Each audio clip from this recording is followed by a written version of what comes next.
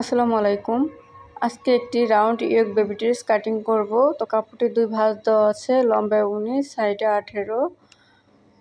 তো এটা 2 থেকে 3 বছরের বাচ্চারা পরতে পারবে। কাপড়টি 4 পার্ট করে নিয়েছি। এবার হাতা কাটিং করব। সাইডে 2.5, লম্বায় 2.5 মার্ক করে রাউন্ড শেপ দিয়ে কেটে নিব।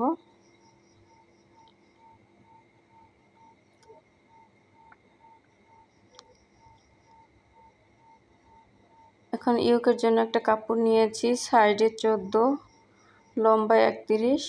কাপড়টি প্রথমে 2 ভাঁজ দিয়ে নিয়েছি, তারপরে 1 ভাঁজ দিয়েছি, সাইড থেকে আরেক ভাঁজ। মোট 8 পার্ট হয়েছে কাপড়টি। তো আটকানো অংশ উপরে রাখবো কাঁধের দিকে।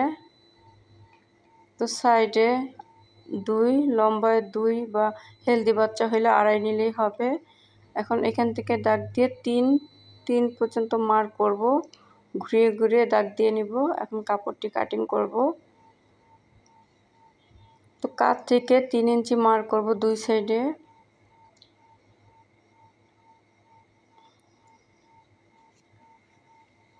মাঝ বরাবর কাপড়টি কেটে নেব হুক পট্টির জন্য। এভাবে কাপড়টি কুচি দিয়ে ওই দাগ সোজা সেলাই করে নিতে হবে।